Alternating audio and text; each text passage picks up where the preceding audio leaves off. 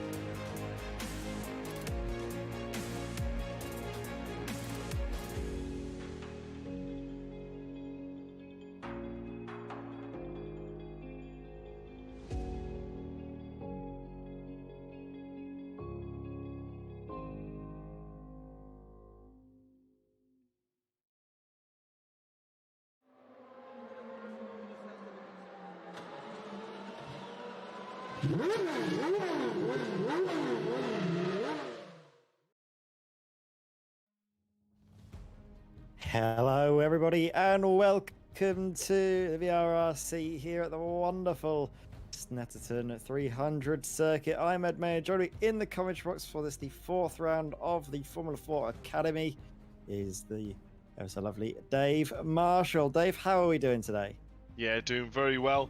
We're here at Snetterton, as you said, and for me, this is probably a track that's really going to be good to watch regarding the racecraft. You know, Slipstream's going to be massive around here, so really look forward to it tonight. Oh, absolutely, yeah. The local stomping ground of Norfolk, went down there just not too long ago, actually, for the British GT, and I'm certain that these F4s will provide just as entertainment as I had trackside there in the commentary box here for this evening. You can see the Formula 4 part of a wider championship. You can see the rounds on the bottom of your screen there. 16th of August, that is today, Snetterton 300. Next week we'll go to Thruxton. 30th to round out the season is Cadwell Park, another local circuit to me, because I'm also, when I'm not in Norfolk, up in Lincolnshire University, so I've got the best of both worlds too. Great local circuits for me. You can see the cars that the drivers will have to negotiate. They've already got through the MX-5, now they're in the Formula 4, then it's the Audi TT Cup, and to round out the season, Caterham 420R. Just going to really test the drivers to the limits. It's going for different bits of machinery, different styles needed for each of them, and you can see the prices on offer. First place gets you a pair of AOC gaming headphones and 2 hours online coaching. Second, the Pan Max car valeting and 1 hour coaching. And third gets you 1 hour of setup coaching, 1 hour one-to-one coaching. So the drivers, like we said, often use the coaching to try and get the upper hand on the rest of them, on the rest of the field. And we can see who is best of the field. Simon Reed last time out, taking top honours ahead of Brad Smith and Sam Milner. And Sam Milner, after an excellent performance from him, you have to say, getting driver of the round. Yeah, it was an absolutely stellar performance, wasn't it, Ed? A pretty dominant performance by Simon Reed, as you can see by the point stand, really. Yeah, Simon Reed there, top of the pile coming into this round here at Snetterton. He's got 2 poles to his name. Will he be able to add another to his tally, or will maybe Mick Sutton go for his pole position of the season? He's been looking very quick in practice, but can he transfer that into the sessions where it all counts, where it's all laying down on the line?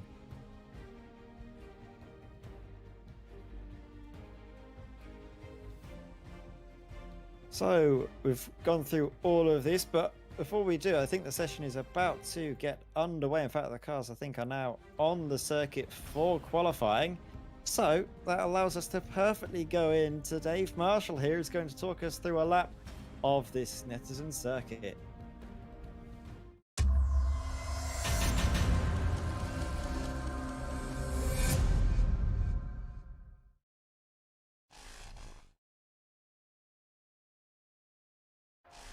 So here we are, about to come across the line at Snetterton 300 for round 4 of the Academy, powered by VRRC.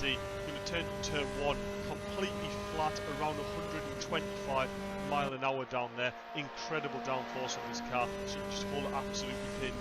Into Montreal, the tight hairpin, down to second gear, getting on the throttle surprisingly early through there, really getting that turbo spooled up nice and quick.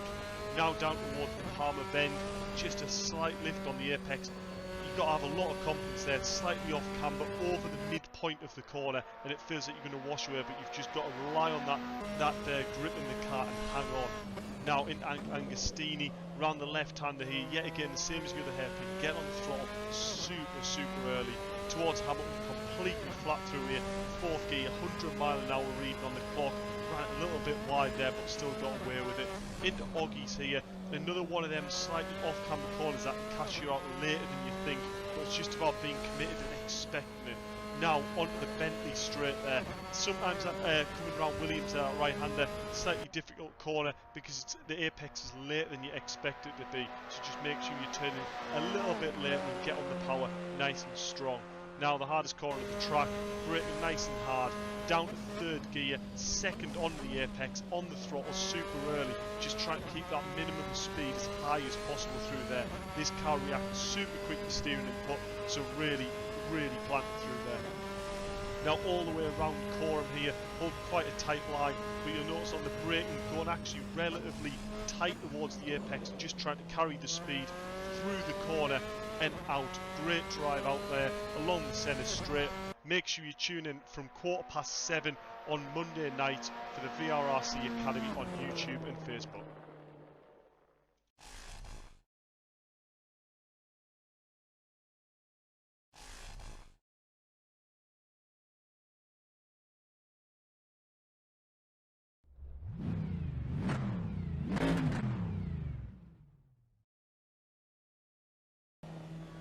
So, thank you very much for that, Dave, giving us a lap around this Snetterton circuit. And this looked almost effortless, didn't it? The car was really nice around this circuit. Do you reckon the drivers are going to be enjoying themselves in this qualifying session? Yeah, well, we were having a bit of a discussion while that hot lap was going on, and I was saying that this car really is quite effortless around this track. It's one of them where it just seems to be really nicely powered for the track. You know, you're not quite topping out the car, but you also, you know, it's not bogging itself. You know, it's geared really nicely for the corners, and the car feels nice and light and agile as well on this track. So a lot of the corners, you don't even need to brake. So this corner here, it'll just be a lift, let the front end turn in, then just get back on the power. So quite go-kart-esque, if you like, Ed, regarding the track. Very agile, as I said before, but could be a really difficult track, especially if you're in front, to actually hold that lead, because it's one of them tracks where the straight's just long enough there to make that slipstream just keep on the back of you. Like, just that straight there between the hairpin and the left-hander there, it's enough for a driver to be right in that slipstream and just make up like half a tenth. Oh, as we see Sam Milner. I was also talking about that, Ed, about, you know, there's some drivers that'll try and hang third going into there, and some drivers that'll downshift into second. I personally use second because I think it gives you a better drive on exit, but it can also lock the diff up really a bit too quickly, and third gear might be a little bit more stable around there. So, you know, there could be multiple driving styles around this track, and there's not necessarily a right recipe. It's just what works for an individual driver. Yeah, so we're going to start to see the first actual representative times, I think, being set on the board now. Taylor Flanagan comes across the line with a 152.0, but Mick Sutton a 151.5. Very good lap time there from Mick, but Simon Reed isn't too far back himself. About half a tenth away, actually. Is it 600ths of a second? Yeah, 600ths of a second separating second from first. Mick Sutton is starting to show his pace that he was displaying in practice is definitely no fluke. No, definitely not, and I think you'll agree as well. It's sort of Mick Sutton setting out the way he came into this championship with as well. He was very, very quick at the start, proving good pace in the car, really battling with Weston, and Simon Reed sort of came along, was caught up and then overtaken. Mick Sutton really seems to be proving a point here today. He's come back on form. He's there back at the top of the timesheets. So it's now time for Simon Reed to respond to that and see how much Simon Reed's got left in the tank. Yeah, let's have a look at Mick Sutton then as he makes his way up out of Oggies and into Williams, a corner where he saw the hot lap. It was very nice just to turn it in, but he opts not to. He allows Simon Reed through, doesn't want to give him a slipstream all the way down the Bentley straight into Brundle and Nelson under the bridge. This is an area where drivers can make or break their lap time. Let's see what Simon Reed can do going through here. He's just going under the bridge now ahead of Mick Sutton. Get the car turned in nicely. There's a car off the road, but that shouldn't be bothering him too much. Might have drawn his vision, might have put him slightly off, but you know, Simon Reed's like he's usually a very cool customer. He's going to be able to get this through into the final sector now. What can he pull off all the way through Coram? Got to get it slowed down nicely for Norris. Corner's not quite as opened out as he would have hoped. However, purple through that sector bodes well for him as he brings it up across the line. What will it be for Simon Reed, current championship leader? Will he lead qualifying at the moment? Yes, he does. With a 1 minute 51.512. Just a little bit quicker than Mick Sutton, less than a tenth of a second the margin. It's really getting close here. I think if Simon Reed was able to get that extra amount of slipstream, that would have been a really, really strong lap time. Yeah, it would, and you know what? Simon Reed has delivered. He stepped up, but Mick Sutton is already back out on track. Fresh set of boots on that car. Probably only enough time really for 1 or 2 pushing laps after this hot lap, and on board with Brad Smith here. Brad Smith seems to be starting to get the hang of this track now. He's in them 52s chasing Taylor or Flanagan. That isn't that far off the back of Mick Sutton and Simon Reed. So, I tell you what, in race trim, I know there's maybe a little bit more separation in lap time. Oh, Brad Smith getting out onto the grass there on the left and ending up in the wall on the right. I believe that happened in the touring cars as well. A very, very similar crash there. I believe it was it Max Goff, I think, that had done that as well. So yeah, that happens in real life. Very, very unfortunate crash. But once you've committed to that corner, if you're running wide on that grass, there's not a lot you can do once you're actually out there on it. Yeah, as we see Simon Reed here on a second lap, but I don't know if he's going to be looking to improve. Oftentimes what we've seen from Simon Reed is actually at this midway phase of qualifying, if he knows the tyres have passed their best, what he tends to do is opt to dive into the pit to get a fresh pair of boots on for the final few moments, and that's when he's even quicker. So, are we going to see this coming through from Simon Reed, or is he going to be just absolutely wringing the neck of his Formula 4? Yeah, he does. He pulls off into the pits. We've seen the pattern develop, but it's a pattern that works for him time and time again. That was what got him pole position at Donington, if I remember rightly. He was just maybe a little bit off the pace, but as soon as he got those fresh tyres on, the track had rubbered in that little bit more, and he was the fastest man by a mile in that last qualifying run. Yeah, he was. It looks like he's got in a bit of a quicker form, should we say. Simon Reed's been used to putting it in on that last lap, as you said, but instead he's put the pressure on Mick Sutton. He's got that lap in super early, but Mick Sutton is proven like he's going fast, actually, because he's just done a double green on the last lap he did, which was the out lap. So sector 1 was a really slow 3 minutes, but that was because he was in the pits. But sector 2 and 3 both green on his PB. So that means he's got time left in the bag, and he only has to find 800ths of a second to have a chance of snatching that pole. At the moment, Taylor Flanagan in 3rd place, currently just done the fastest 3rd sector out of anyone. So Taylor showed a flare of speed as well here. It's really looking like it's going to be down to either Simon Reed, Mick Sutton, or possibly as an outside chance, Taylor or Flanagan take this pole. Yeah, we'll definitely be keeping our eyes open to see who will be able to get to the top of the standings in this qualifying session. Just going to follow Mick Sutton now through Williams, and he gets a little bit wide of the apex, but still carries a decent amount of speed through, and he's, I think that's saying that he's up actually on the time, but I'm not sure if that is correct or not. We'll see though as he comes down underneath the bridge. Brundle, the left-hander, Nelson the right, but oh, the car wants to swap ends on him. He's just taken a little bit too much into Brundle, and then trying to get the car to respond and really steps out. Very good job to control it though, because these Formula 4s, when they sort of break traction on you, they are very hard to get back under control. So credit to Mick Sutton for keeping it on the island, but now that's going to really scupper his chances in this qualifying session. I might need to just focus 100% of his efforts onto the next one, as Taylor Flanagan has, I think, a similar mistake into Brendan Nelson, but actually the car does swap ends on him on this occasion. Yeah, and I believe that's Rich Hayden off just before the main straight there. Quite an unusual place to have a spin off there, so that's quite unusual to see that. But yeah, Taylor O'Flanagan, maybe the reason for that spin was on a particularly good lap there, setting the fastest first sector.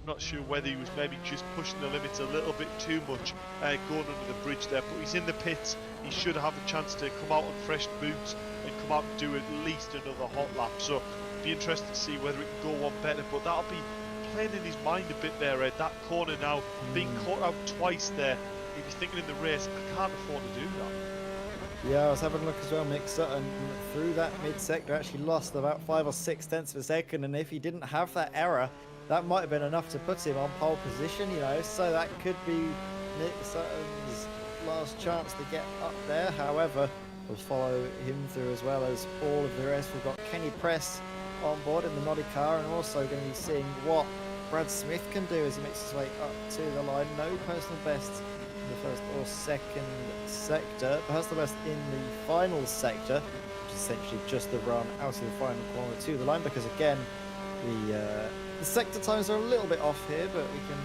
forgive it because it's Snetterton. Oh, look at that scary tree that's not there anymore. Oh, tear to your eye, doesn't it? Brings a tear to your eye knowing that we don't have the scary tree anymore.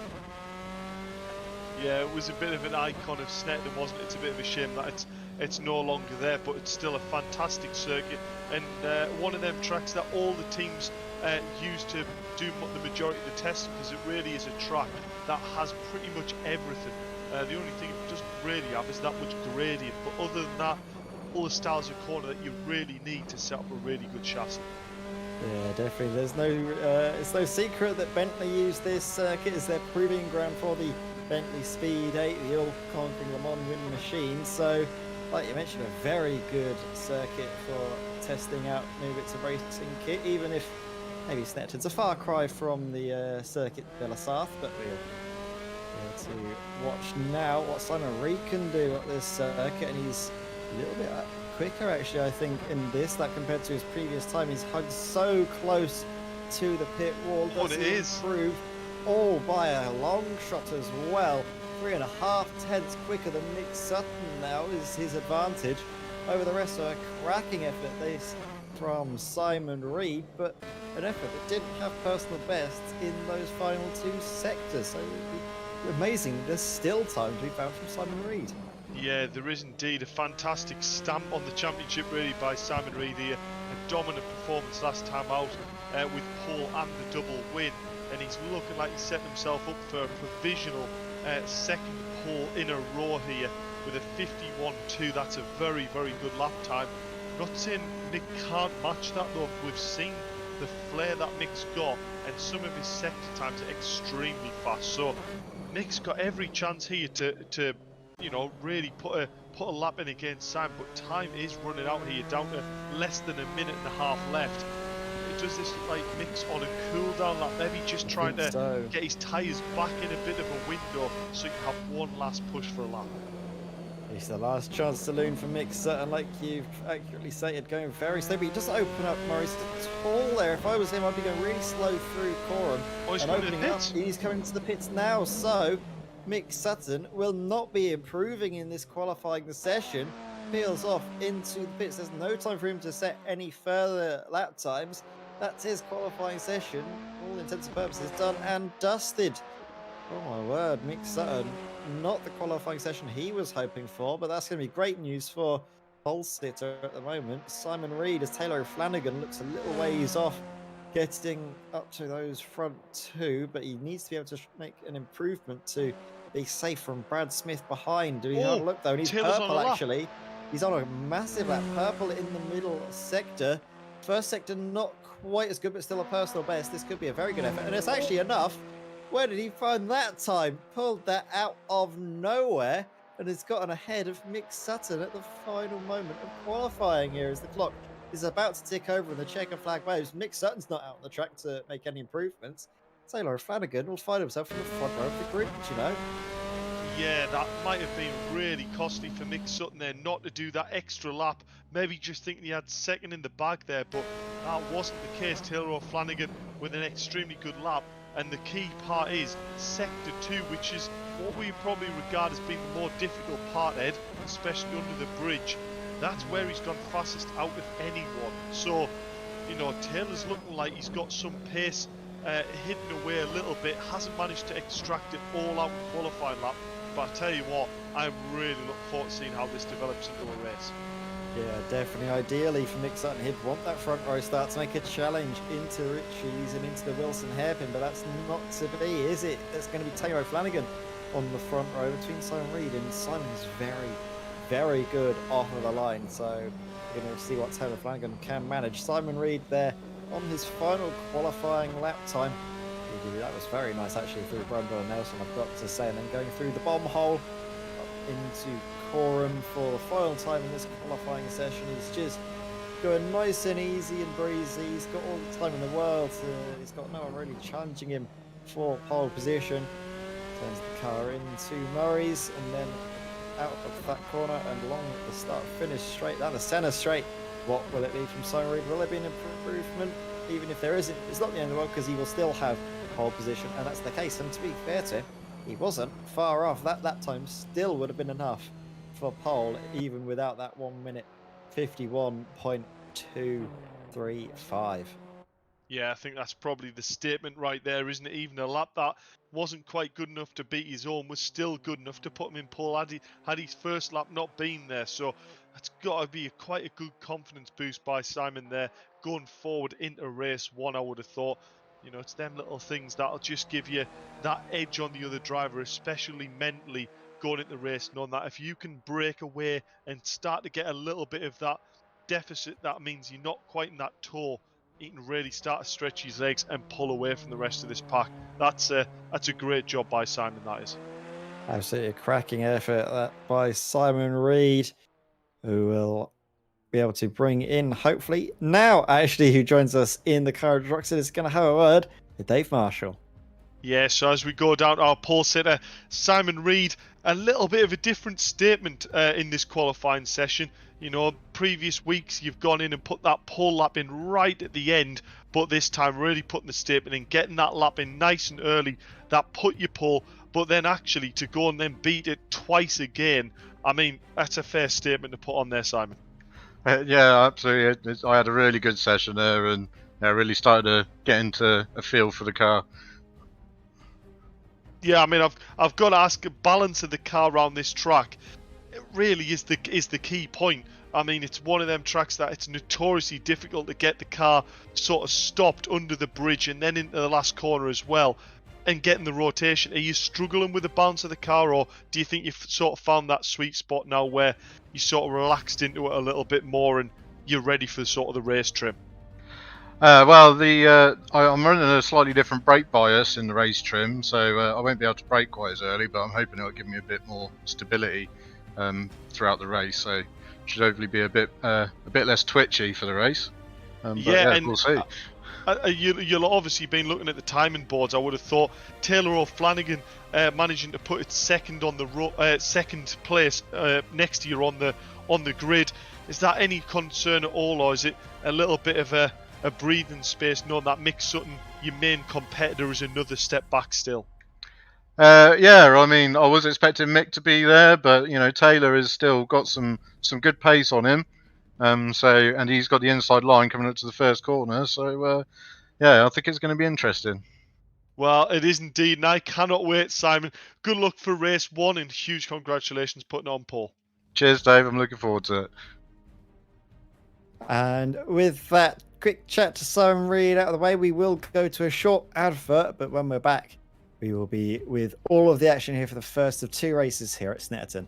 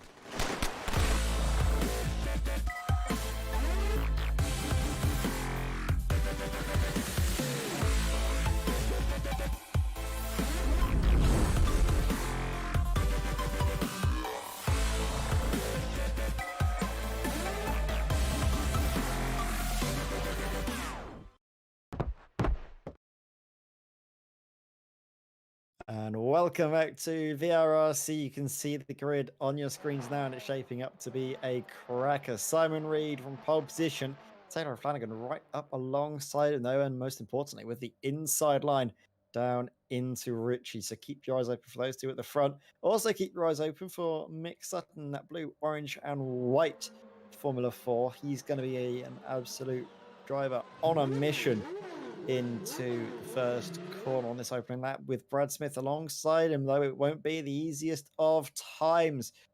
And you can see Kenny Press on the third row in fifth position ahead of Sam Milner, with Rich Hayden right at the back, rounding out the field. This is going to be a cracker though, isn't it, Dave?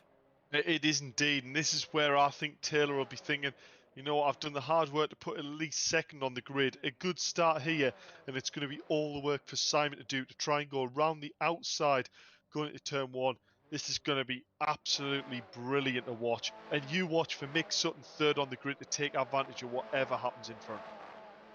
Yeah, definitely. It's not like your drivers will be using the brakes into the first corner either, because this is a full flat out corner down the inside. We're going to see the drivers going, the lights go green, and we go racing. And it is a brilliant start that from Taylor Flanagan. Simon O'Reilly just seems to get that little bit extra. They will be going side by side though into the first corner. A wide berth being taken, and in the background, look at this, Brad Smith up into third place ahead of Mick Sutton, and could be challenging into the Wilson hairpin. He's going to look to the outside line on Taylor Flanagan, but that's going to leave him vulnerable actually to Mick Sutton. Is there going to be contact on the exit? No, there isn't. All cars getting through these first few corners nice and cleanly. Let's hope this lasts. Yeah, that was a brilliant start there. Taylor O'Flanagan not quite getting the measure of that clutch there. Simon Reed doing a very good job to get away. Brad Smith with an extremely committed start. As Mick Sutton goes for a dive up the inside of the hairpin. Great racing respect there between the two drivers. No collisions there. Nice clean racing. But yeah, as I was saying, Brad Smith on the inside line, full on committed through the right-hander. He must have kept it flat to pull the gap he did on Mick Sutton behind, but also lovely patience through the hairpin. They've got a nice spread out now, but watch, this is where a bit of that slipstream might come in really useful. Brad Smith could be on the back of Taylor fair shortly. Yeah, let's have a look on board with Mick Sutton trying to come through onto Brad Smith, but there's nothing working. In fact, I think if I was Mick Sutton, I might leave off on the offensive with Brad Smith, as long as we're all staying in touch with the leader, as long as you're not going to be getting held up too much. It's just hold station, look after your tyres, and then in those last stages of the race, you can really go for it. So I think that's something where Mick Sutton has struggled actually compared to a lot of the other drivers. It's just getting the tyres in the right window. But you can see, oh, there he gets all sorts of out of shape into Murray's, and that's could lead him actually to Rich Hayden. Rich has had a good start to this race so far, already up into 5th position, so he's definitely making a good headway through the field. Much better than his qualifying, but you could as well see maybe that was a question of a bit of lag potentially putting off Mick Sutton, because Brad Smith was blinking a fair bit. Yeah, he was indeed, but that's not stopping him here. Looking at him trying to make moves on Taylor O'Flanagan. Actually, I'm going to say Taylor O'Flanagan looks a heck of a lot closer to Simon Reed as well. So the top three really starting to bunch up a little bit here. And Brad looking very, very close to the back of Taylor's car there. It's a bit like I don't really want to watch this. It's that close. Taylor O'Flanagan there pulling his car nice in the middle there. Nice defensive line, making sure that, Brad knows, don't try and put it up the inside there. I've got that covered. If you want to try and, try and go around the outside. But I'll tell you what, all these three drivers at the top, they're holding the road a little bit wide there by Taylor, going through the right-hander. That's just allowed Simon a little bit of breathing room right in the space where don't really need it, going out onto this back straight. And look, Brad is close enough here.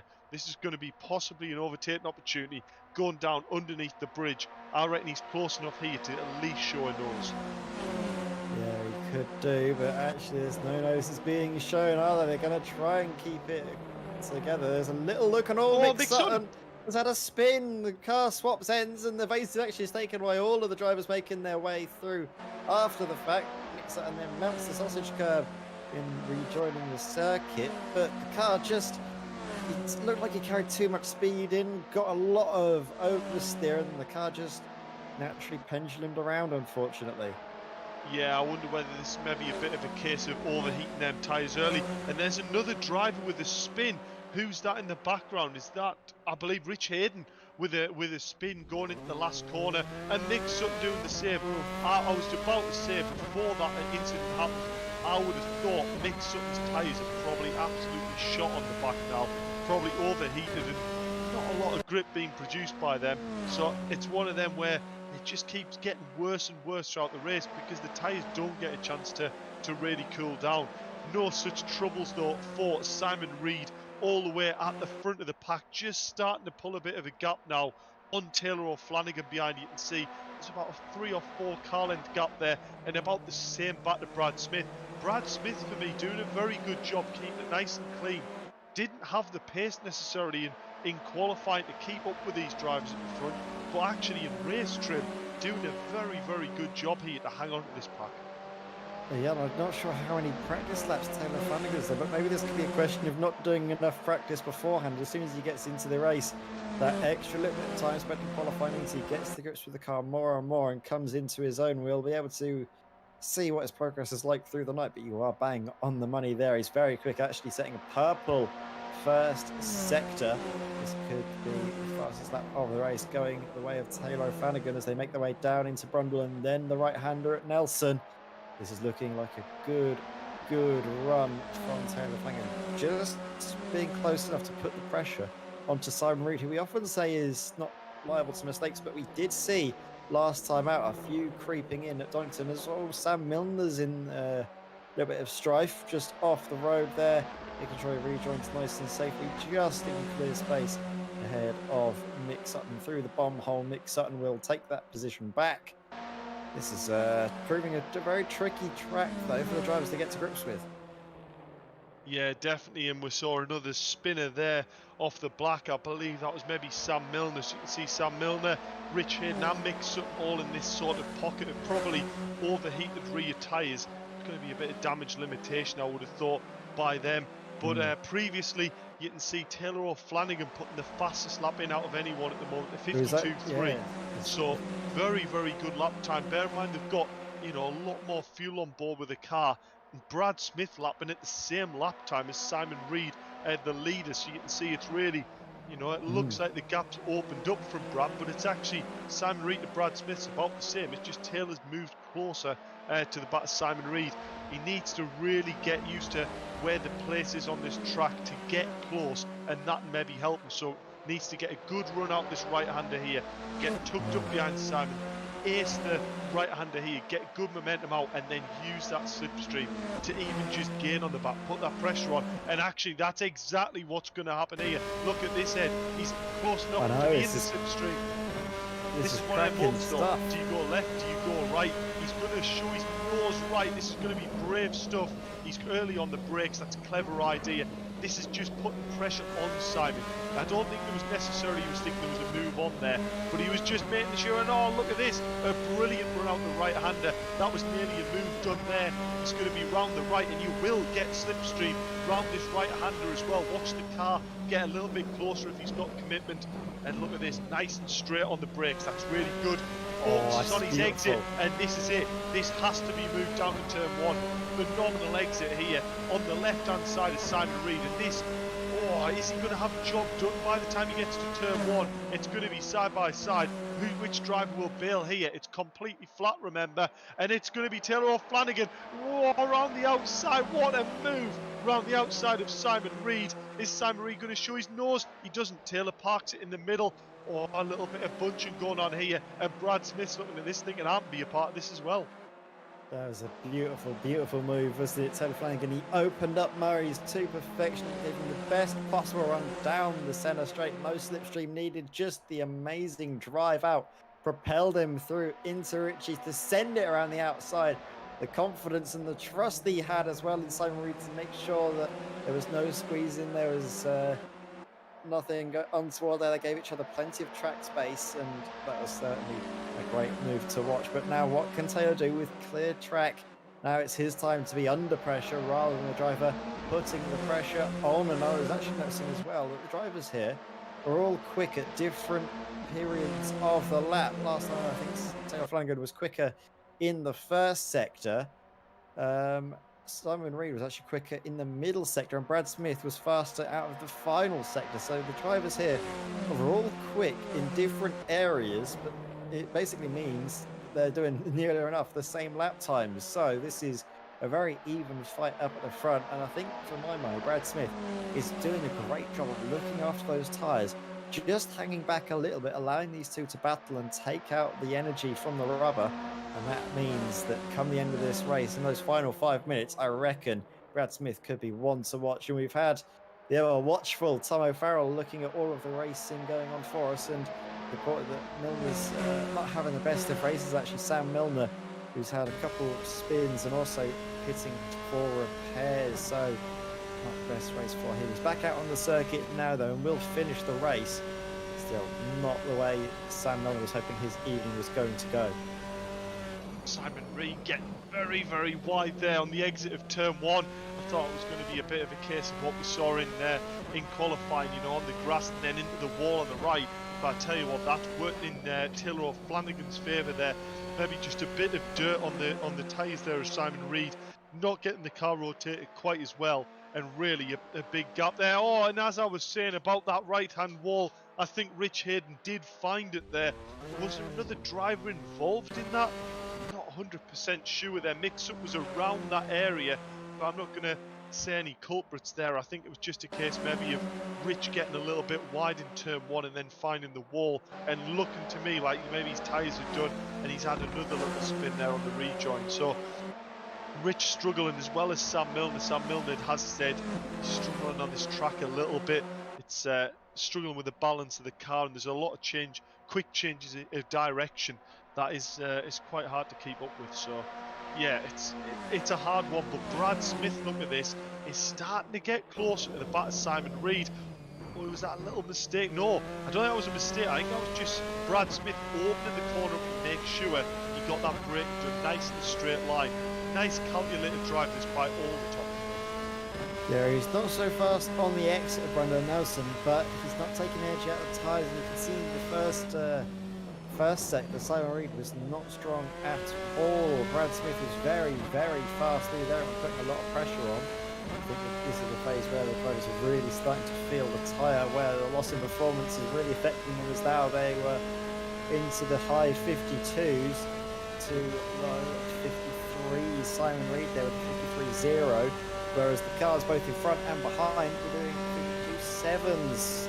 Simon Reed there, his tyres aren't quite in the best condition, I think, for him, because it's definitely telling that Brad Smith is closing in and could be able to send a charge at some point, to send a move down the inside, potentially coming into Brundle Nelson, because that's the area where he seems to be really strong through the final part of this first sector. Yeah, and you know what? I've got to say I'm impressed by Taylor at the moment. You know, he had that growing pace throughout qualifying. It was a nice clean start to the race. He's managed to get himself out in front, open that little bit of a gap up. I think it's probably fair to say, Red, that in the previous races, as Brad Smith gets a bit wide there on the right-hander and on the grass and struggle maybe a little bit for break. Oh, he's a bit on the left side again as well, but he's focusing on getting this drive. Can he get it? He's not quite close enough to getting that slipstream, I don't think. So as I was saying, you know, Taylor's been getting quicker and quicker. I think it's fair to say in the other championships, maybe he hasn't had quite the look, or he's pushed the tyres a little bit too hard. I think he's starting to understand this car a little bit now. Hopefully I don't give him a commentator's curse, but he's starting to understand it a little bit, and this is looking good for his first victory. Yeah, definitely. We were saying last time out at Donington Park that it was just a round to forget from him. He was having a bit of bad luck and also mistakes, very uncharacteristic mistakes creeping in, but this time he has looked like the Taylor that we've grown used to from his time here in the VRRC community. I think this is most likely, like you mentioned, going to be his first race victory of the season. Way to take it as well, and have it all his own way, put in an amazing qualifying performance and from the lead of the race. Now that he's got it, he doesn't look likely to lose it, because he seems to have the measure of Simon Reed. Simon, that last lap, 53.1. Brad Smith also 53.1. Taylor Flanagan 53.0. So again, extending his car just about. And the lap times are indeed getting slower. The tyre wear is coming more and more apparent for the drivers here. Brad Smith, now this is the part of the lap where he's really good, through Agostini and then Hamilton, Oggies. We're going to see if again Agostini works out for him. He opts for a different line compared to Simon Reed up ahead. Yeah. It does work out for him. He gets a nice drive out and then into Hamilton, just sends the car through. Does he run wide this time? No, he doesn't. Closes in. Perfect. Yeah. Wonderful run, and then into Oggies. Look at that, he just gets the apexes nice and sort of tight. A little bit late from him, again close to the grass, maybe a light touch, but doesn't seem to upset him too badly. And again, keeping the gap, maybe closing a little bit on Simon Reed this time by. Won't be close enough for a move under the bridge, but he's looking very fast. He is looking very fast indeed, and more to the point, I don't want to say it, but consistently looking very, very strong. He dialed in with line choice, and this is something that we're really seeing Brad start to understand as part of the academy program. You know, he's locked into the lines. He's not trying anything new.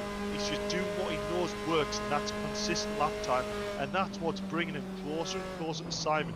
Simon's looking a little bit inconsistent with the line choices. You can see yet again Brad Smith opening that corner up, getting on the power a little bit better, and Simon Reed might find himself in a tricky position down to turn 1 again because of the same sort of thing that happened between him and Taylor O'Flanagan. Yeah, and let's have a look. It's actually a very quick lap time by Brad Smith. He set his fastest lap of the race so far, but he gets it all wrong. Does he keep out of the wall? A light tap on the rear, but you know what? That could have gone a lot worse for Brad Smith. Great car controller. You know what? I think that might be his new bit of kit that's saving him there. He was able to get a good feel for the car and just hold onto the side, catch it, keep it out of the wall as much as he could. And I think, let's have a look, there's not really too much damage on his former floor there. I think he can thank his lucky stars there. He clipped it, but got away with it.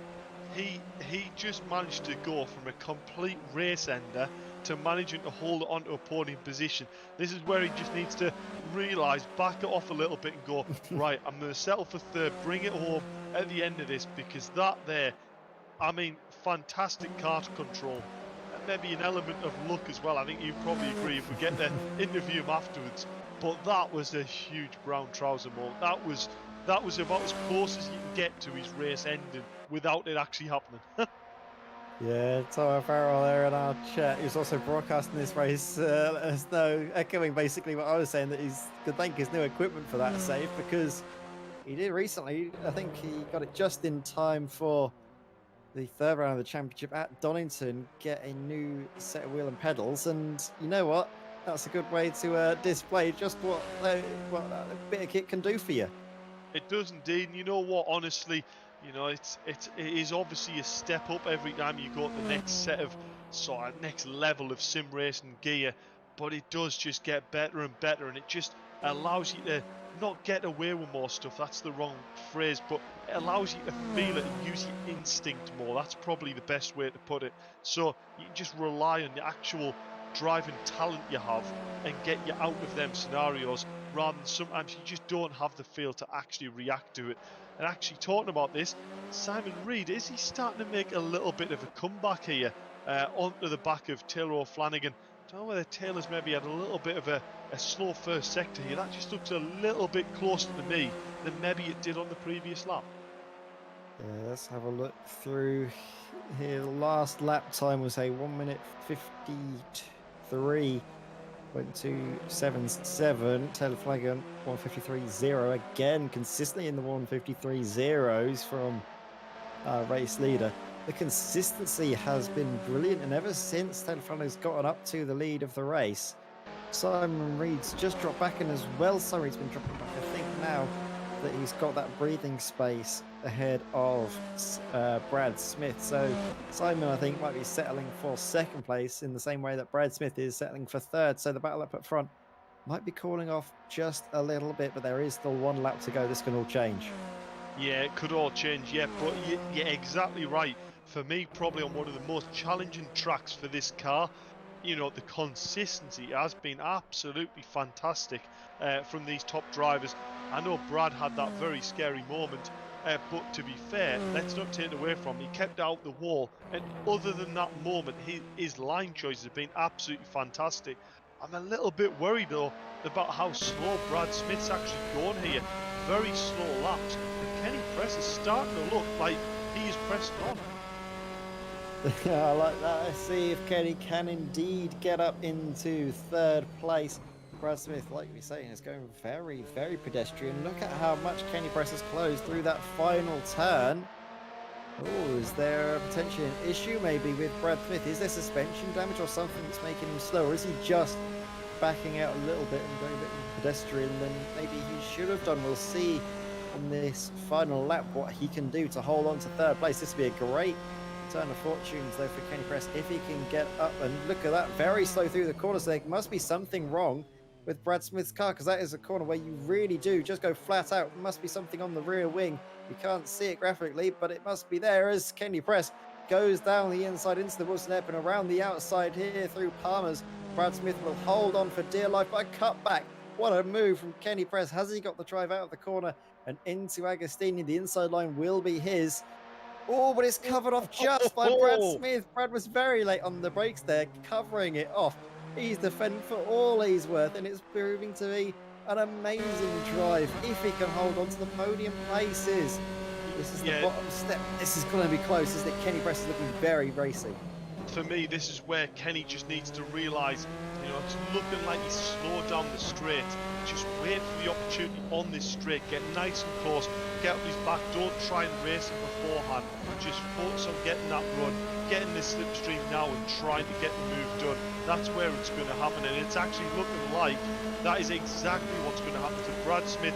For me, has to be struggling on straight line speed, but will Kenny Press brave it here? This is going to be the question. What a move!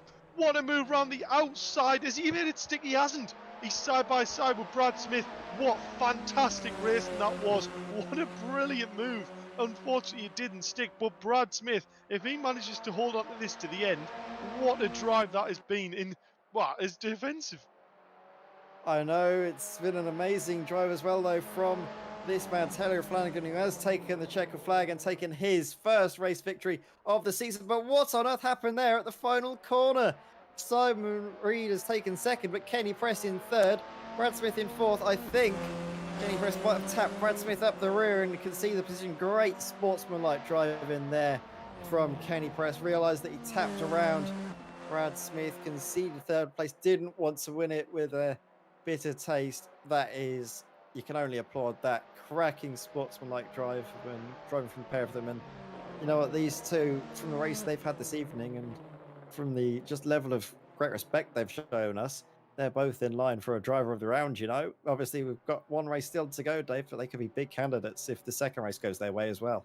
Yeah, you're right. That's exactly the sportsmanship that we like to see. Everyone makes mistakes, and sometimes you've got to go for a move, and sometimes it isn't very, you know, kind on the car in front, if you like. Some of the collisions, especially with bandwidth and on a sim, can, you know, mean it, you know, turns the car a little bit different to what it would in real life. That does happen. But what is brilliant to see is when a driver realises and goes, nope, that wasn't fair, sorry about that, and he slowed down, let the position back past. Exactly what we want to see. Fantastic driving from both Kenny and Brad Smith there. Yeah, brilliant effort from all the drivers here. I can see Taylor Flanagan making his way into the pit lane, as does Simon Reed and Brad Smith. And you know what? All of these drivers have jumped into the commentary to have a word with Dave Marshall. Yeah, so we'll go straight down to our P3 finisher. Only just mine on the last corner, having a bit of a excursion with Kenny Press, but great sportsmanship by Kenny to let him back through. But Brad, I mean, probably the biggest moment you can have in this car without it being a complete race ender. That must have been a bit of a scary moment for you through turn one. Yeah, that was a sketchy moment through there. Yeah, and looking at the car's performance, was any damage occurred from that? It looked like you just about clipped your rear wing, but your lap times would suggest there was probably a bigger issue than that, maybe. Yeah, damaged my rear wing, but it was the tyres. They were completely gone after that. Well, there was still a little bit left in them until I spun it again, and then they were completely gone. And then Kenny was on me, gave me a little nudge in the last one, and, well, thankfully for me, he was very sportsmanlike and gave me it back. Yeah, I mean, it was a very, very brave for him to go around the outside, going under the bridge as well. But that is perfectly understandable now. We didn't see the second spin on stream, but that would explain how Kenny managed to make up so much ground there. But huge congrats on managing to just about to hold on to that P3 there, Brad. And unfortunately, it might have been a commentator's curse, but we were actually just saying how consistent your line choice was lap in, lap out on this track. It seems like it's been a really good jump forward in consistency for you. Yeah, it has. That was the first time I followed anyone that close through that corner, and it bit me. So maybe them two have got a challenge now of trying to keep behind me and trying to get past me. Well, if race one's anything to go like, we're massively looking forward to race two. Huge congratulations, Brad. Thank you very much. I'll move forward on our P2 finisher, Simon Reed. Just not quite enough to hold on there for the lead. It was a good start, but Taylor just had that little edge, didn't he? That just helped him get past. Yeah, absolutely. And I made a mistake going through Hamilton. I turned in too early, ended up on the grass, and that was enough for Taylor to close the gap. And and he didn't make any mistakes, so I just got to follow him around for the rest of the race. But yeah, very very good drive by Taylor. And I've got to ask quickly. We were talking about the balance of the car with the race fuel in, especially on this track. You noticing any big changes in the car, especially towards the end of the tyres really struggling, or is it, just got to realise you've got to drive within yourself and not push the car beyond what it can do? Yeah, I mean, I managed to not have any big issues with sliding, and I think if you can stop the car from sliding, you just make the tyres last to the end of the race a lot easier that way. So I wasn't having any real issues with my tyres by the end of the race. Well, huge congratulations there, Simon, on a P2 finish. Still an excellent point haul, and look forward to seeing how you can get through the grid. Yeah, I'm still happy with P2, so yeah, looking forward to the next race. Cheers, Simon. I'll move on. Our P1 finisher, your first win with VRRC. I feel like it's been a bit of a long time coming, but brilliant race out there, Taylor, and shown really good pace today.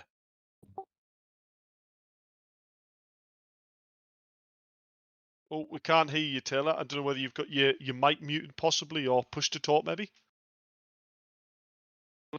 How's that? That's it now. We've got you loud and clear.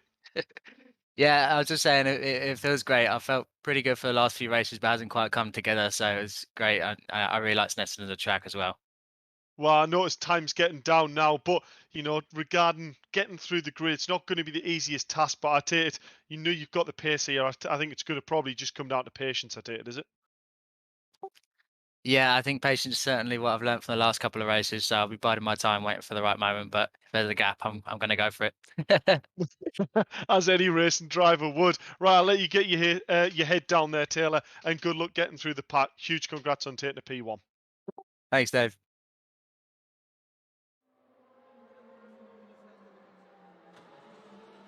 And as all of the drivers there have made their way in and out of the conference chat with Dave Marshall, that allows us, Dave, to have a bit of time to look forward to this next race. And the amazing prospect, of course, of this reverse grid. You can see the cars counting down. It's actually going to get very quickly, only half a minute rather, 30 seconds until we see, obviously, the front row. Sam Milner, Rich Hayden on the front row with Mick Sutton, Kenny Press, Brad Smith, Simon Reed, and Taylor O'Flanagan rounding out the field. This is going to be great. Will Taylor be able to carve his way through the field, or is he going to struggle back from those behind? We'll see as the cars make their way off of the grid. You can see the lights coming on now. The cars are about to get underway for the second final race here at Snetterton. Who's it going to be, Sam Milner or Rich Hayden? And it is actually a good start there from Rich. Brilliant getaway off of the line. He's going to lead the way into turn one, you would imagine. Yes, is clear of the rest. Flat out, of course, through turn one. And always a bit of a squeeze, I thought. Was there slight contact, a little tap maybe between Mick Sutton and Kenny Press? They will go side by side into the Wilson hairpin. And look who's sending it down the inside of all of them. Oh my word, Brad Smith. Oh dear. I was about to give him a big round of applause, but then he just runs a little bit too wide, unfortunately. I think he taps the rear of Sam Milner. Yeah, he does indeed. But other than that, it was actually a pretty good start. And I noticed out the back there, Taylor O'Flanagan really hanging back, letting that patience that we were talking about. You know what? That's exactly, I think, what you need to do. When you realise you've got the pace, it's a 20-minute race, and you've seen how easy it is for car-to-car collisions, especially around Snetterton. When the cars get unbalanced, very easy to get caught up in that. So Taylor, all he needs to do here is sit back, look at what's going to happen in front and try and calculate that. Simon's also got that advantage. He's got the pace. But look at this, Brad Smith isn't taking any chances. Through on Mick Sutton up the inside on the straight. Simon Reed's going to be tucked in here, but Mick Sutton has that slipstream as well. Brad Smith's out in front. This is going to be chaotic going under the bridge. Let's hope all the drivers get out of this one because it's been fantastic racing here so far. Simon Reed looking around the outside of Mick Sutton, but all the drivers managing to get it stopped there. Brilliant racing. 4 cars all racing as hard as they possibly can. This is cracking stuff, isn't it? Up here, you can look at this though. Mick Sutton is going to look for it down the inside. Oh, is he going to get the advantage though into Murray's? He'll be forced to go around the outside. Oh, and is there? I thought for a moment there was contact. There might have been, as you can see Brad Smith goes very deep into the corner, but holds on for the moment. And look at Taylor O'Flanagan going.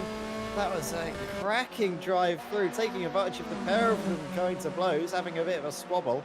He's already up into 3rd place now and could look to try and make another move into the Wilson hairpin as Mick Sutton looks very slow and could be under threat from Simon Reed. He's just not got the best run at all, the best run that he was hoping for at least.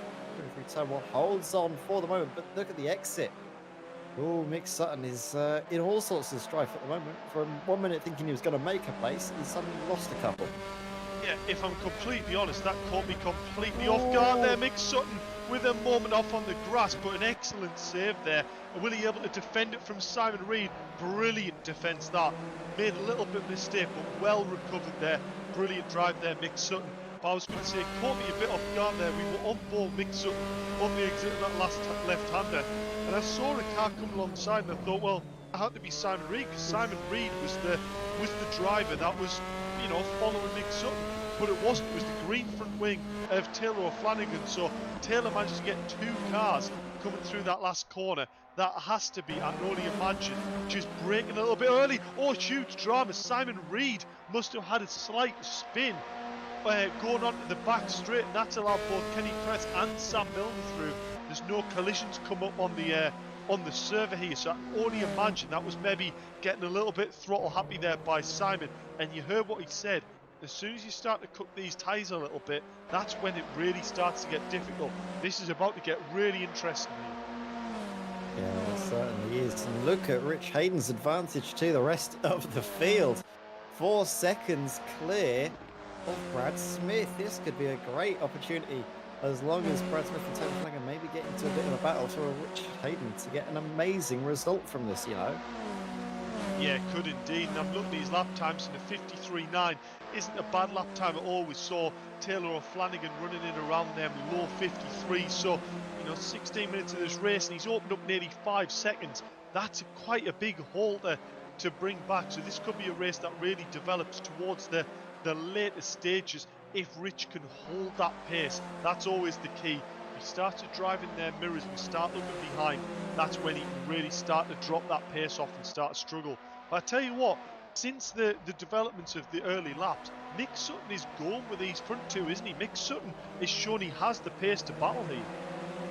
Yeah, I think something that Mick Sutton might struggle with is just being under pressure in these high pressure situations, is when we see the mistakes start to creep in. But as soon as he's got clear air behind him, he just is absolutely on a mission here. So we'll see what he'll be able to gain from this, if he's going to maybe sit back and allow these two to duke it out. As we can see, well, Taylor Flanagan is just trying everything he can. He's carrying a lot of speed through Williams, and he's getting a good run into the bridge section. Underneath the bridge, they will go into Brundle and Nelson. The inside line for Brundle will be afforded to Taylor Flanagan. Can he get the move to stick all the way through? No, he doesn't.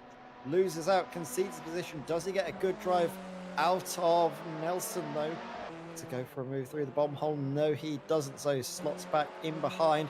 And oh my word, there's a car off. And oh, look at this. Taylor Flanagan, he's going for the move, but it's coming off brilliantly, just about by Brad Smith. But these two squabbling, they're slowing each other down.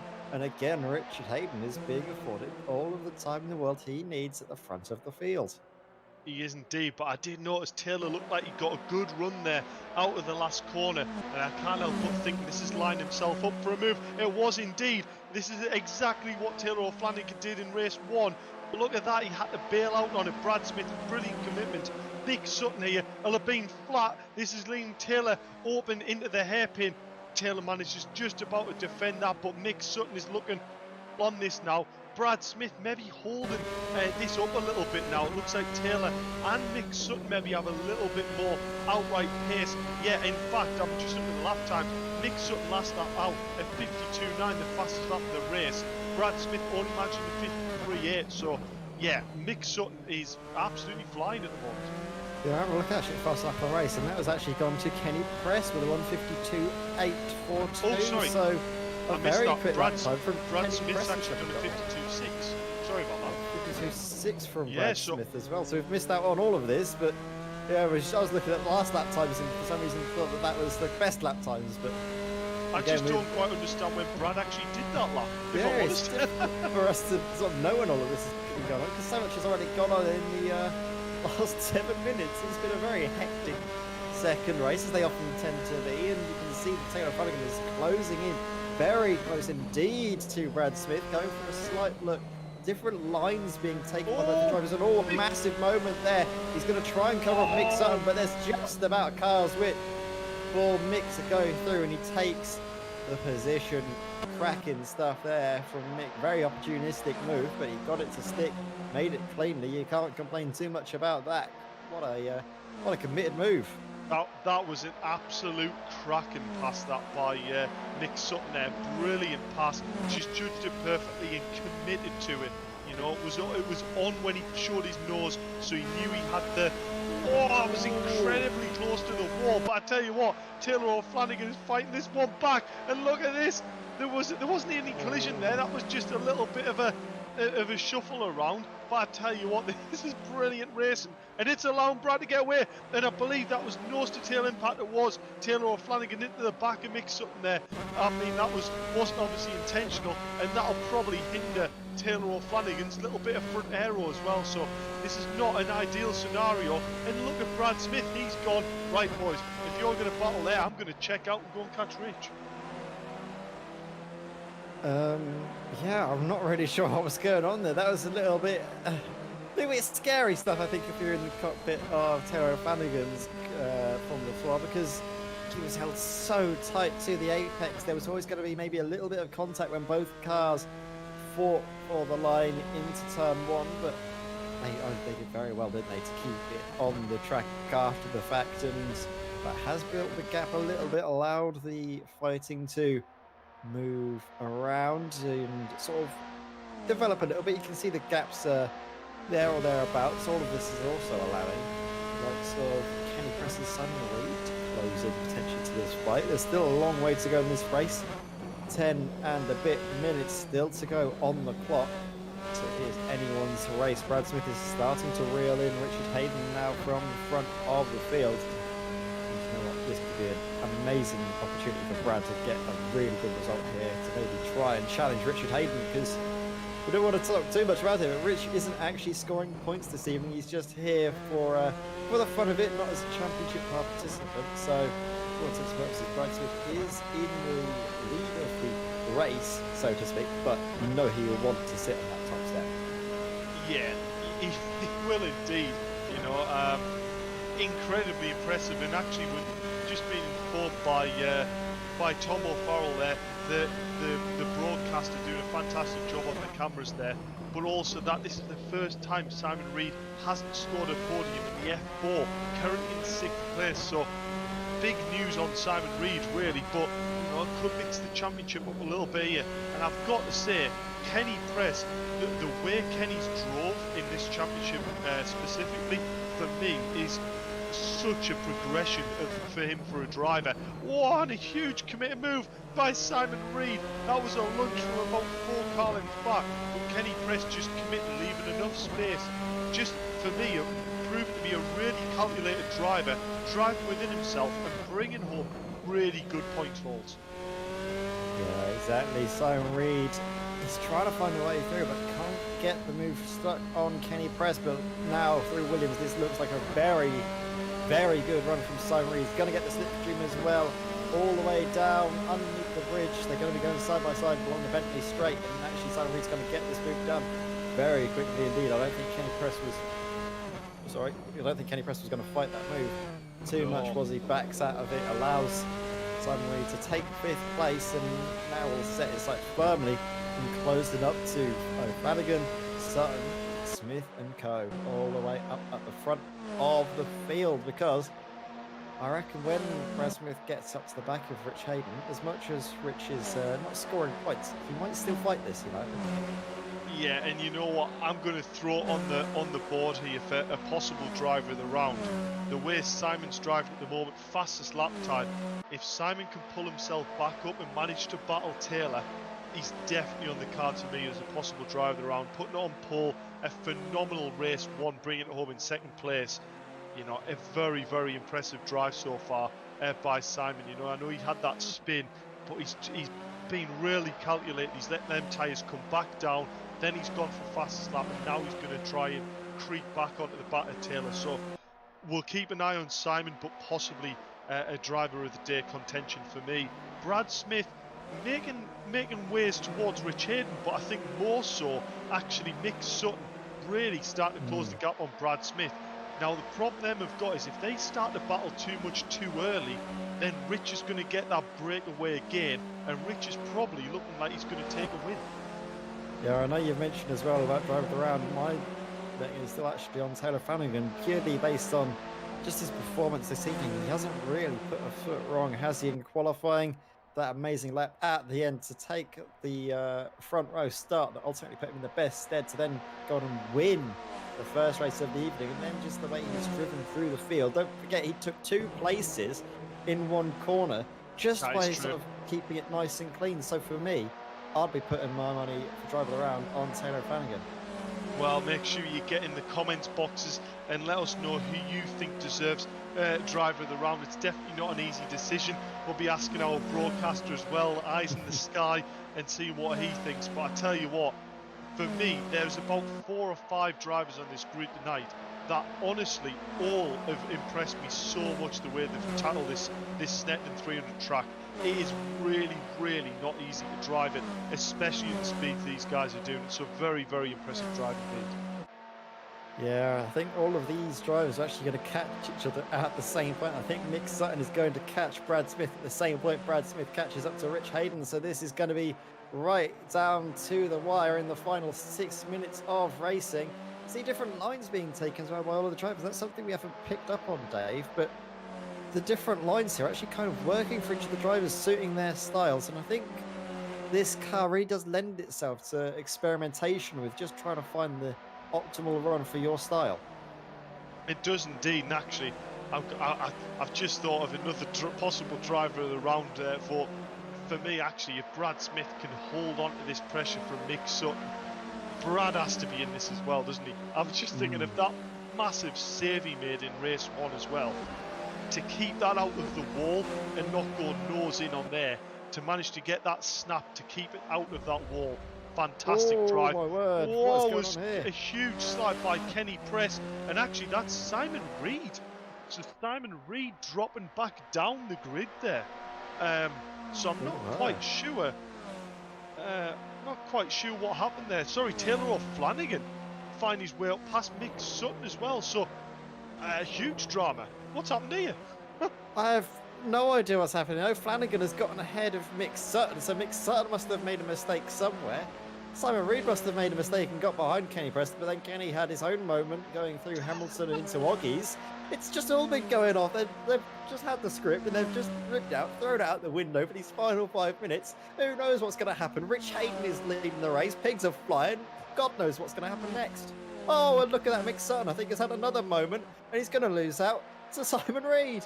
Oh my days. This is a disaster, but this I think is exactly what happened in race 1. Mick Sutton, as soon as he starts to cook them tyres, he needs to have that patience to let them come back in and just not push on the car too much. If you try and ask too much of the car too early, it really does just bite you back, which I think is maybe what we saw a bit there. But Simon Reed's going to be looking at this up in front and thinking, I tell you what, this is a chance for me to really make some progress. Oh, absolutely. Yeah, I'm seeing some different views for driver of the round. We're seeing Kenny Taggart in the YouTube chat going on cheering on Taylor O'Flanagan. And then we've got a totally, I think, not biased opinion from Alison Reed, who's saying Simon Reed, driver of the round. I wonder who they are voting for. Yeah, exactly. So Yeah. it's all up in the air, and I still don't know. Obviously, we've got 3.5 minutes still to go in this race. At the moment, there's been a change actually for the lead. Brad Smith is now ahead of Rich Hayden, so Brad Smith takes the lead of the race, and he's going to be looking to take his first race victory as well. Oh, that to me there, that now is swaying the vote possibly in Brad Smith. Brad has put on a brilliant performance tonight. He's managed to catch Rich, keep his head when Mick Sutton was putting the pressure on behind him. Oh, and in fact, it looks like Rich is actually letting the driver through. So Taylor O'Flanagan finds his way up into second position. But that still doesn't take away. Brad has put an absolutely stellar performance on with a race 1 win, a podium in race a podium in race 1 and a possible win here in race 2. Brilliant performance by Brad. Yeah, exactly. So that was Rich Hayden getting away, knowing that he's not scoring points and doesn't want to upset the podium order or anything like that. Doesn't want to get in the way of Brad Smith and Taylor Flanagan's fight that could come together at the end of the race. I think they'll probably also drop back maybe and give Simon Reed a podium as well. My word, Mick Sutton's evening has just gone from bad to worse to catastrophic. He's now down in the last place again, just the overcooking the tyres that little bit, not giving them a chance to come back down into the right temperature windows, and like you can see, spinning the car around. It's unfortunate to see, but obviously it's a very brutal learning experience, isn't it, this Formula 4 car? It makes you learn your lessons the hard way. It does indeed, and I tell you what, I'm looking at the effort that Taylor's putting on here, and Taylor's actually might have a chance here of actually managing to catch Brad before the line. He's really putting the press on here, on the tyres that are considerably worn. So this is a bit of a gamble here, I would have said, by Taylor, but he is putting the pressure on. I know, as well as we've got Kenny Press trying to, like you say, pressure Simon Reed. They go through Oggies and up to Williams. And Kenny Press could go for a move here. Reed, I think, has been in a bit more troubles as spun once more and allowed this fight to close in. Oh my days, this race has been certainly something, hasn't it, Dave? It's been one of those days, I think, for certain drivers. But look at Kenny Press going to the outside, but not able to go through. And oh my word, what's up there? Is that Rich Hayden, I think, who had a moment? And I think in doing so was probably going to peel off and allow these cars through. Doesn't want to fight and cause an upset when he's not scoring any points. The drivers around him are. Still, for me, I'm still very much a part of the camp that thinks Taylor Flanagan, from both just the overall performance of the first race, not making a single mistake, second race as well, no real mistakes from him, and the fact that he's just churning out the lap times, I still think for me he's going to be a good contender for driver of the round. Yeah, definitely. I mean, we'll wait and see what the broadcaster says as well, but I'm completely torn. I'm looking at the comments, and we've got Mick Sutton, we've got who else have we got? We've got Brad, big supporter on Facebook there, Stuart, Janice Mitchell. You know, it's crazy. It's crazy at the moment, but the drivers are driving that well. They're not making it exactly our job very easy to try and choose one. Yeah, it's very hard for us. It'd be amazing if we could just, just have someone in the background that's not aligned with us, not doing any commentary and doing it, but the one person that is not doing any commentary and is aligned with anyone and biased from performances that they've seen on track is not being very helpful for us some of ours. So we want to get some sort of definitive answer, a tiebreaker, because I think for me and you, Dave, we're definitely torn between Brad Smith and O'Flanagan at the front of the field as we're on to the final lap. Indeed, and I tell you what, this is turning into a last lap battle here. Taylor O'Flanagan just getting a little bit wide here on the exit, on the start-finish line straight. I tell you what, this is a committed drive by Taylor, especially on tyres that's that old. But I tell you what, Brad is putting on a brilliant performance as well. Simon Reed bringing home in 4th place, which is technically a podium spot because Rich obviously isn't scoring. Is Taylor going to go for a last corner move? I'm not quite sure. I believe this is going to be very, very close indeed. And what a battle this has been between the two drivers all the way throughout. Brad Smith is going to do enough. He's back in first place. Fantastic result there by Brad Smith. Taylor O'Flanagan bringing it home in second place. What a race what that was. Fantastic race, boys. Yeah, Brad takes the win, and I think from that performance, being able to hold off Taylor O'Flanagan, also for my money, takes the driver of the round as well. Cracking stuff from Brad. Both him and Taylor O'Flanagan got podiums across both races, both getting race victories as well this evening. Their first of the season. You can just see as well how much that means to Brad Smith. He's absolutely loving it, and you know what? Very well deserved as well. What a drive from him. Yeah, you know what? It's one of these drivers that I feel like he's just grown so much since he's joined. You know, he came into the championship, he looked like a contender for them podiums. Now every race he comes in, and he's a contender for the win. So fantastic drive by Brad. Well-deserved driver of the round. Taylor O'Flanagan, it was incredibly close not to choose you for driver of the round. And yeah, the driving standards, honestly, have just been absolutely phenomenal tonight. Absolutely amazing stuff here at the across both races, really. This second race is everything's got thrown up in the air, didn't we? For a moment, Rich Hayden was leading, which I'm sure you might mind us saying was definitely not what we predicted going into this evening, was it, Dave? But one that we were very glad to see nonetheless, and provide us with a very entertaining show as well. You can see Brad Smith out on the circuit, and in fact, all of the drivers there, all the podium finishers have joined us in the coverage box to have a word with Dave Marshall. We will indeed, and we'll go through our provisional P3 finisher. I know obviously Rich has finished in P3 but not scoring points, so it goes down to Simon Reed. Not the race that you needed there, Simon. Really struggled with maybe tyre wear there. Yeah, right. I had a mistake on the opening parts of the race, which yeah, I lost a lot of time for, and then I used up a lot of my tyres trying to catch back up, and I was really struggling by the end of the race.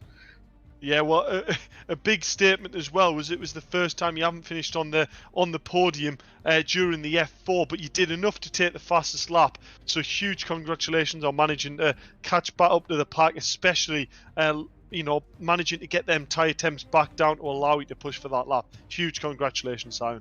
Yeah, it was hard work, Dave, but overall, was considering what happened, is the result I could be pleased with. Huge congrats, Simon. See you next round. Cheers, Dave.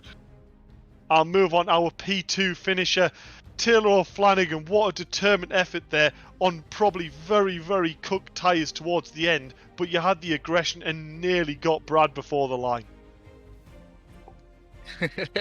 Yeah, it was close. I think I should have took first coming out of the corner, but no, he pipped it and he drove really well, so well done. Yeah, and I've got to say, we discussed that, you know, patience could be the way forward, and that's exactly what you showed in the first lap. You know, you hung well back. A lot of the cars were diving left, right, and centre, and then you did a phenomenal move where you come out that last corner, and we didn't actually see it on stream, but all of a sudden a green wing just appeared on the left side of Mick Sutton's car, and you managed to get two cars out of one corner. I mean, that must have been a phenomenal setup. Yeah, that's a Snetterton from real life, actually. I've seen it quite a few times. Everybody piles into the last corner and somebody just nips up the inside with a good exit. So yeah, it worked out pretty well. Well, huge congratulations, Taylor. I feel like you're really starting to find your flow in this championship now, and you're starting to really get to grips with this car. I mean, going forward into the next round, Thruxton, one of the fastest tracks out there on the calendar. It has to be one of your favourites that you're looking forward to. I don't have the best experience from Thruxton in real life, but I think it'll be quite good fun on the simulator for sure. Well, we'll look forward to seeing how you get on there. Huge congratulations, Taylor, and looking forward to seeing you next round out. Thank you, Dave. And we'll move on to our P1 finisher, only just Brad, but also driver of the round there. Huge congratulations and a phenomenal drive this weekend. Thank you very much.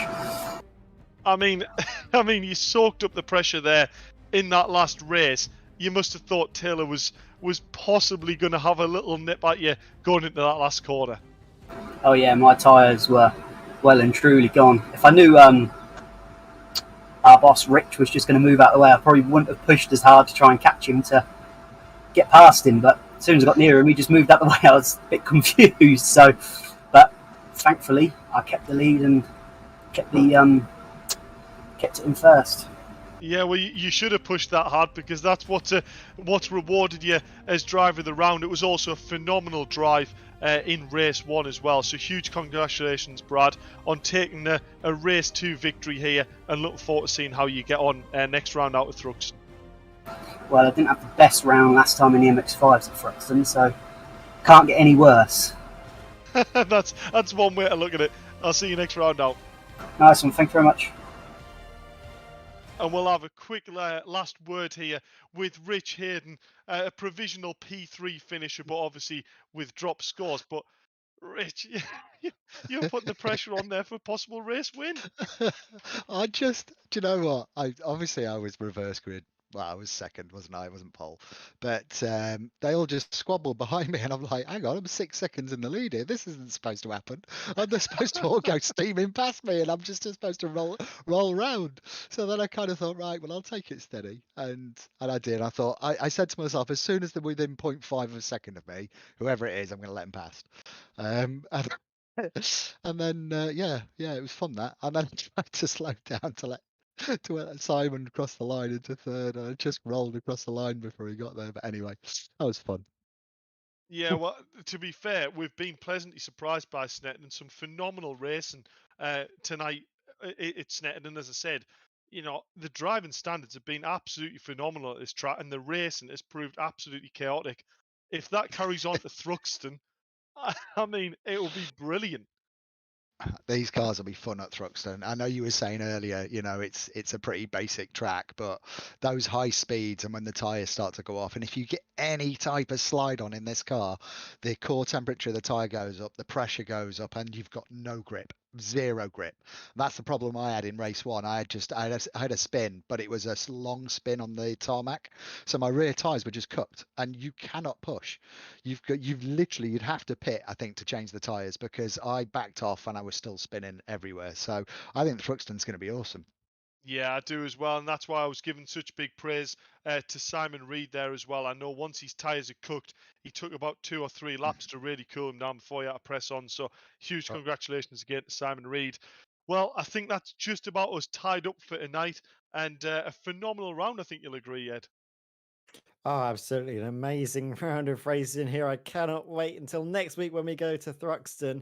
But of course, we do have actually, no, I don't think actually it was the League of Champions. I think it did actually finish for a week, but then we will be seeing them behind the wheel of this, the mini JCW, the John Cooper Works, and they've just talked us through a little bit of what we expect from the League of Champions. Yeah, so sign-ups are already open for the mini JCW League of Champions that, as you can see on screen, start from the 24th of this month.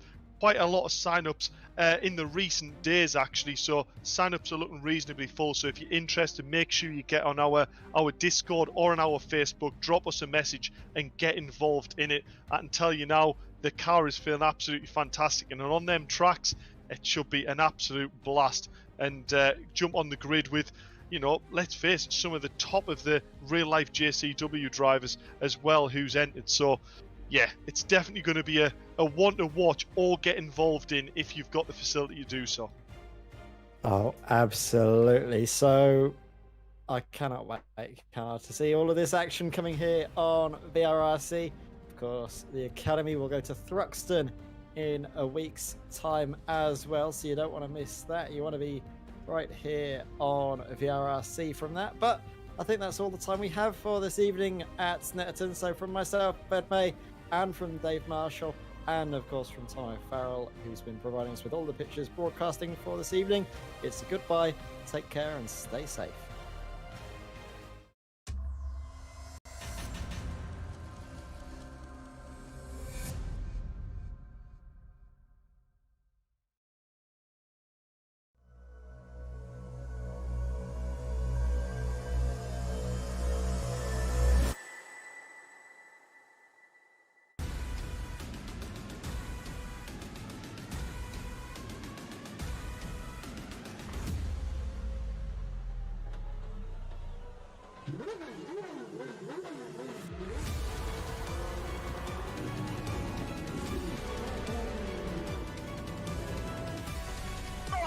between the two of them. The inside of Coates. Parker gets too heavily involved. And that's Whitehead and Coates.